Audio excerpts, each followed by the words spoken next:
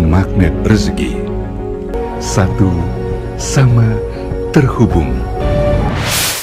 Bismillahirrahmanirrahim. Assalamualaikum warahmatullahi wabarakatuh. Alhamdulillah, tsumma alhamdulillah, wassalatu wassalamu ala rasulillah wa ala alihi wa sahbihi wa walah, wa la hawla wa la quwata illa billah, amma ba'd.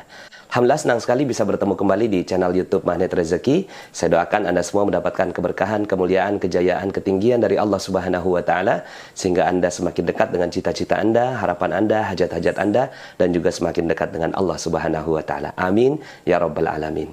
Seperti biasa di channel ini kita akan membahas tentang materi magnet rezeki, bagaimana menarik rezeki dahsyat dengan cara Allah. Tapi sebelum kita lanjut kepada materinya, bagi teman-teman yang belum subscribe dan baru saja menemukan channel ini, silahkan subscribe. Insya Allah Anda akan mendapatkan materi-materi yang terbaik dari channel ini. Insya Allah Anda adalah makhluk yang ajaib. Tinggal kita sempurnakan faktor-faktornya. Dan insya Allah dalam video-video berikutnya kita akan lanjutkan materi ini sampai Anda menemukan potensi terbesar diri Anda dan menjadi makhluk ajaib sebagaimana yang Allah Subhanahu wa Ta'ala inginkan.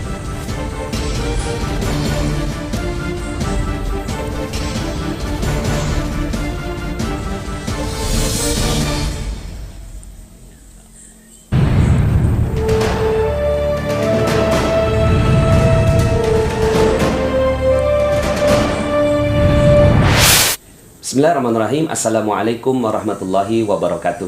Alhamdulillah, tsumma alhamdulillah, wassalatu wassalamu ala rasulillah wa ala alihi wa sahbihi wa wala, wa la hawla wa la quwata illa billah, amma ba'd. Alhamdulillah, senang sekali bisa bertemu dengan sahabat-sahabat semua di channel YouTube Magnet Rezeki. Saya doakan semoga Anda mendapatkan keberkahan, kemuliaan, kejayaan dari Allah Subhanahu wa Ta'ala, sehingga Anda semakin dekat dengan impian Anda, cita-cita Anda, hajat-hajat Anda, dan Anda pun semakin dekat dengan Allah Subhanahu wa Ta'ala.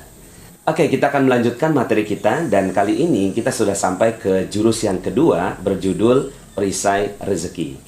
Sebelum kita lanjut, bagi teman-teman yang belum subscribe di channel YouTube ini, silakan subscribe di tombol di bawah, karena subscribe itu gratis dan Anda akan mendapatkan update-update dari konten-konten di channel ini.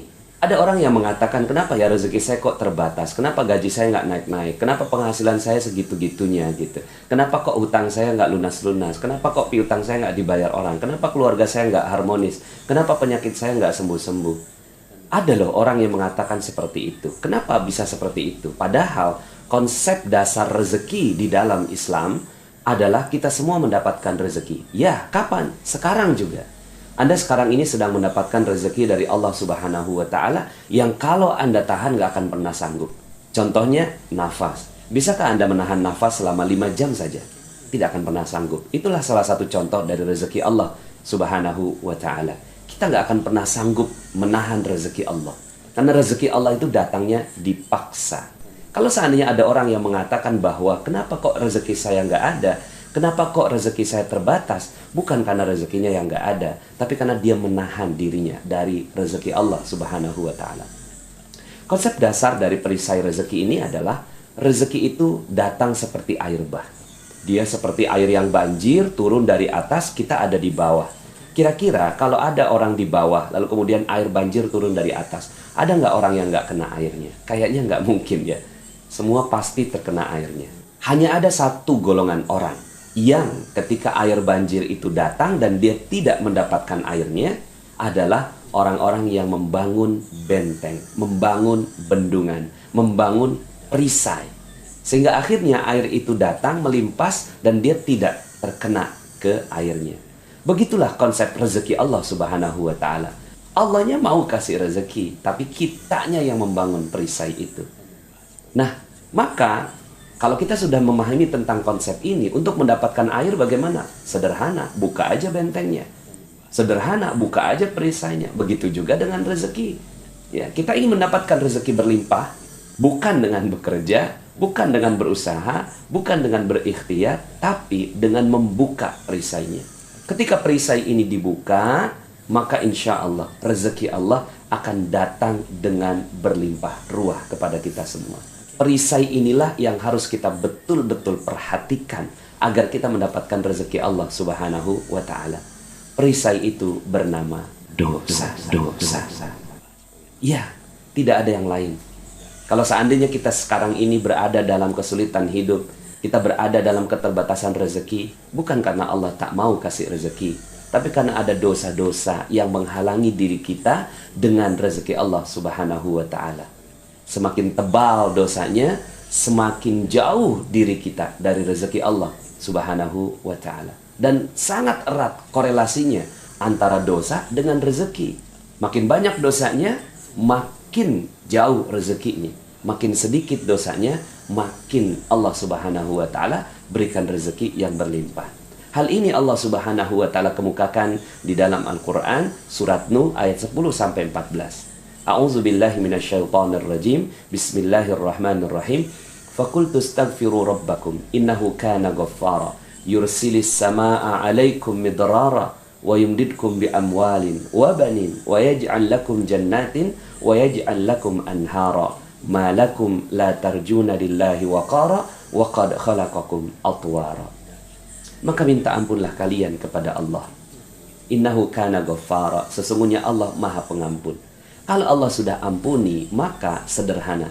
Allah Subhanahu wa Ta'ala janjikan yursilis samaa'a 'alaikum midrara, akan Allah turunkan kepadamu hujan dengan lebat. Masya Allah ya. Hujan dengan lebat, bukan dengan rintik-rintik, bukan dengan gerimis, hujan dengan lebat. Ini adalah tamsil dari rezeki, bahwa Allah Subhanahu wa Ta'ala akan turunkan hujan yang lebat. Hujan ini kan barokah, hujan ini kan rezeki. Allah tambahkan di ayat berikutnya, wa yumdidkum bi amwal, akan Allah tambahkan harta demi harta. Coba lihat konteksnya. Allah tidak mengatakan wa yumdidkum bil khairat. Allah tidak mengatakan Allah akan tambahkan kebaikan demi kebaikan. Tidak. Allah langsung katakan akan ditambahkan harta demi harta dalam bentuk jamak. Allah yang menjanjikan harta untuk kita di dunia. Ini adalah janji Allah Subhanahu wa Ta'ala. Tapi caranya bukan dengan yang lain. Caranya adalah dengan menghilangkan dosa.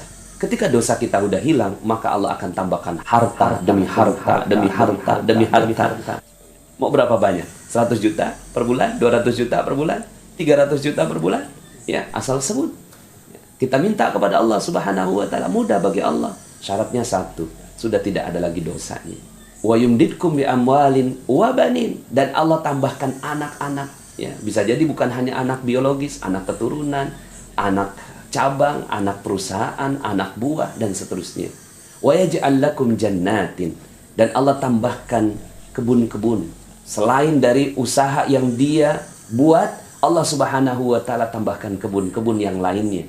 Mungkin kita bilang, ya Allah udah gak sanggup lagi ngurusnya. Wa yaj'al lakum anhara, dan Allah akan tambahkan sungai-sungai yang mengalir membuat subur itu si kebun. Setidaknya ada dua janji Allah dalam ayat ini. Ya, yang pertama, harta berlimpah ruah. Yang kedua, passive income. Duduk diam, rezeki datang sendiri. Syaratnya satu, yaitu kita menghilangkan dosa. Maka inilah konsep dasar dari magnet rezeki. Dan konsep dasar juga dalam Islam. Kalau seandainya kita ingin mendapatkan rezeki yang berlimpah dari Allah Subhanahu wa Ta'ala, bukan dengan kerja keras. Ngapain kita kerja keras? Tapi terus berbuat dosa. Ya, kita kerja keras terus berbuat dosa, oke lah kalau seandainya dapat uangnya, tapi diambil kesehatan oleh Allah Subhanahu wa Ta'ala, diambil barokah dari Allah, diambil keharmonisan dari Allah Subhanahu wa Ta'ala. Anak kena narkoba, ya, istri selingkuh, suami selingkuh, kemudian rumah seperti neraka. Mungkin banyak hartanya, tapi Allah Subhanahu wa Ta'ala ambil harta yang lainnya. Ya, karena kan rezeki bukan cuma sekedar harta, tapi juga banyak hal. Nah, maka kalau kita ingin mendapatkan keberkahan dari Allah Subhanahu wa Ta'ala ini, ingin dapatkan rezeki Allah ini, maka caranya sederhana, pakai cara Allah. Ya, cara Allah ini adalah dengan menurunkan perisai, menurunkan dosa. Lalu dosa apa? Ya memang banyak sih, ya. Maka dalam jurus-jurus berikutnya di dalam magnet rezeki kita akan membahas lebih detail. Makanya ada 101 jurus. Dengan berbagai macam pendekatan-pendekatan, kita melihat perisai-perisai yang terkadang kita sadar atau kita tidak sadar, ya, bahwa itu ternyata merupakan perisai dari rezeki kita. Maka kalau seandainya boleh kita berikhtiar, bekerja, bersungguh-sungguh, maka bersungguh-sungguhlah menghapuskan dosa-dosa kita. Ya. Ada orang yang bersungguh-sungguh, dia pergi pagi pulang sore, pergi pagi pulang malam untuk mencari sesuatu. Tapi sepanjang dia bekerja, dia berbuat dosa lagi. Dia ambil harta orang, dia korupsi, dia menurunkan timbangan, ya. Kemudian dia tidak jujur kepada pelanggannya dan seterusnya. Maka apa yang terjadi pada kehidupan orang ini? Yuk sama-sama kita jalankan materi perisai ini. Percaya nggak dengan konsep ini? Kayaknya nggak percaya. Percaya dengan konsep ini? Ya, turunkan perisai, rezeki berlimpah ruah. Percaya? Kayaknya nggak percaya. Percaya nggak? Kayaknya nggak percaya. Kenapa saya seperti ini? Karena memang Allah yang mengatakan, malakum la tarjuna lillahi waqara. Kenapa kalian nggak percaya? Itu Allah yang katakan.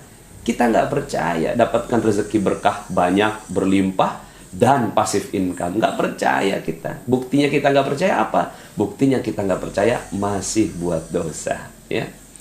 Nah, untuk menyederhanakan, ya, ada satu cerita yang ingin saya ceritakan kepada Anda semua yang menjadi model bagaimana keajaiban Allah Subhanahu wa Ta'ala datang dengan konsep perisai rezeki ini. Ada seorang nenek. Nenek ini tiap harinya minta-minta. Dia nggak tahu kalau minta-minta itu dosa. Bagi dia nikmat gitu, sekedar meminta kemudian dia dapat. Maka tiap harinya dia meminta-minta sampai akhirnya dia tahu lokasi basah dan lokasi kering dalam meminta-minta. Nah, lokasi basah itu bukan cuma sekedar di perempatan. Kalau ada ustadz ceramah tentang sedekah, itu basah ya. Akhirnya dia datanglah ke pengajiannya Ustadz Yusuf Mansur. Ya, tapi bukan untuk ngaji, untuk jadi alat praktikum ya. Pada saat jamaah semuanya didoktrin sama Ustadz Yusuf Mansur untuk bersedekah, dia ada di luar untuk menampung dana-dana sedekah. Sampai kemudian ketahuan sama Ustadz Yusuf Mansur, dipanggil tuh si nenek, "Nek, datang pengen minta-minta ya?" "Enggak Ustadz, enggak." "Jangan bohong Nek, banyak orang menceritakan seperti itu." "Enggak Ustadz, gini aja deh. Kalau besok nenek datang pengen minta-minta, saya usir ya. Tapi kalau nenek datang pengen ngaji, silahkan deh ngaji." Besoknya tuh si nenek datang lagi, tapi udah berubah niat. Bukan lagi pengen minta-minta, tapi pengen ngaji. Satu hari ada Ustadz Yusuf Mansur, ada tuh si nenek, ada saya. Itu si nenek ngoceh aja depan Ustadz Yusuf Mansur. Wow, gitu ya. Nggak tahu orang yang diocehin orang sibuk. Lalu kemudian kata Ustadz Yusuf Mansur, "Udah Nek, nggak usah banyak ngomong. Nih gue mau kasih duit ya. 250.000. Tapi bukan buat nenek semua. 190.000 bagiin ke orang lain sebagai sedekah. 60.000 untuk nenek sebagai ongkos bagiin sedekah." "Paham?" "Nggak paham Ustadz," kata tuh si nenek. Ya, lalu kemudian kata Ustadz Yusuf Mansur, "Nas, terusin Nas, gue banyak urusan." Ya mungkin ya kalau cuma sekedar jelasin, insya Allah bisa lah. Lalu kemudian akhirnya saya jelasin pelan-pelan. "Nek, Ustadz Yusuf Mansur mau ngasih duit 250.000. Betul kan Ustadz?" Saya cari Ustadznya. "Loh kok nggak ada?" "Oh maksudnya terusin Nas." "Bukan terusin jelasin doang, tapi terusin kasihin duit juga." Aduh, saya ya dijebak sama Ustadz Yusuf Mansur. Tapi dijebaknya yang baik. Lalu kemudian akhirnya saya keluarkan dompet saya, ada duit 300.000. Saya tunjukin sama tuh si nenek. "Nih Nek, ada duit 300.000. Tapi bukan buat nenek semua. 240.000 bagiin ke orang lain sebagai sedekah, 60.000 untuk nenek sebagai ongkos bagiin sedekah." "Paham?" "Paham Ustadz." "Wah, cepet banget pahamnya." Ya, karena ada duitnya. Jadi orang kalau dijelasin ada duitnya, cepat paham ya. Lalu kemudian 2 minggu kemudian saya ketemu sama si nenek ini lagi. Ya, dia nangis-nangis ya, terharu. "Subhanallah Ustadz, alhamdulillah." "Ada apa Nek?" Lalu kemudian dia cerita, "Itu Ustadz, duitnya saya udah tukerin duit-duit kecil, 2.000, 5.000, 10.000. Karena komunitasnya peminta-minta, cepet habis tuh duit. Sampai kemudian ada 3 orang datang ya, "Nek, ya, Nek, bagi sedekah kok kita nggak kebagian? Udah habis ya." "Jangan bohong dong Nek." Karena didesak, keluarlah bagian dia ya, 50.000 disimpan, 10.000 ya dikasihin sama tuh si 3 orang. "Bagi 3 ya, udah habis." Pagi harinya dia melakukan seperti itu. Malam harinya lewat depan sebuah rumah, namanya Ibu Hajah Maryam. Lalu kemudian dipanggil tuh si nenek. "Nek, sini Nek, ada apa Bu Haji?" "Nggak tahu nih, beberapa bulan ini saya terus keingetan nenek." Lihat kalimatnya, beberapa bulan ini saya terus keingetan nenek. Alhamdulillah tadi pagi saya sudah daftarkan nenek pergi umroh. Alhamdulillah. Saya takjub sekali dengan kisah ini. Ya, Allah Subhanahu wa Ta'ala yang mengatur ini semua kisah.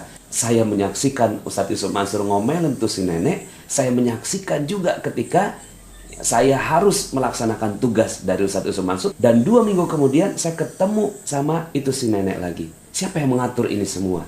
Sepertinya Allah Subhanahu wa Ta'ala telah mengatur kisah ini untuk menjadi pelajaran bagi kita semua. Bahwa si nenek awalnya berdosa. Ya, tapi awalnya mungkin dia nggak sadar kalau itu dosa. Ya, karena kan orang yang meminta-minta itu dalam sebuah hadis disebutkan akan datang kepada Allah dengan sudah tidak ada lagi dagingnya. Artinya dengan tengkorak saja gitu ya. Saking dihinakannya orang-orang yang meminta-minta ini. Kalau minta sekali dua kali, it's okay, wajar. Tapi kalau meminta-minta dan dijadikan profesi, nah ini dosa. Nah, awalnya sang nenek berbuat dosa. Sampai kemudian Allah Subhanahu wa Ta'ala tetapkan sebuah ilmu melalui Ustadz Yusuf Mansur. Itu pun dipaksa gitu ya. Dipaksa untuk melaksanakannya. Sampai kemudian akhirnya sang nenek ini alhamdulillah mau melaksanakannya. Dia ngaji, dia turunkan perisainya, dia perlahan-lahan turunkan perisainya. Semasa dia menurunkan perisainya itulah Allah Subhanahu wa Ta'ala titipkan orang yang akan memberikan rezeki buat sang nenek. Coba bayangkan, ada seorang, ini saya sampai hafal betul namanya Ibu Hajah Maryam ya. Lalu kemudian sang Ibu Hajah ini entah kenapa kok Allah yang buat pemikiran bagi Ibu Hajah ini untuk memikirkan umroh bagi sang nenek. Siapa yang mengatur itu semua? Allah Subhanahu wa Ta'ala. Sampai kemudian ketika saatnya tiba, Allah Subhanahu wa Ta'ala ingin memberikan kegembiraan berupa keajaiban, maka keajaiban itu terjadi. Bukan keajaiban itu terjadinya dulu, di masa ini sudah ada keajaiban itu. So, bagi Anda yang menonton YouTube ini, seandainya Anda berada dalam kondisi yang Allah Subhanahu wa Ta'ala tetapkan rezeki Anda masih terbatas, percayalah bahwa ketika kita mau menurunkan perisai kita, ketika kita mau menurunkan dosa kita, ketika kita mau menurunkan ya, hal-hal yang Allah Subhanahu wa Ta'ala larang untuk kita, maka insya Allah sebentar lagi akan terjadi keajaiban bagi Anda. Maka inilah perisai rezeki. Kalau kita ingin dapat keajaiban, turunkan perisainya, maka insya Allah keajaiban akan datang pada Anda semua. Kita cukupkan part yang pertama ini. Yang penting Anda memahami konsep dasarnya, dan insya Allah kita akan lanjutkan dalam part yang kedua. Mudah-mudahan Allah Subhanahu wa Ta'ala memberikan rezeki yang berkah berlimpah bagi kita, bukan hanya di dunia tapi juga di akhirat. Saya Nasrullah, sampai jumpa dalam video berikutnya. Assalamualaikum warahmatullahi wabarakatuh.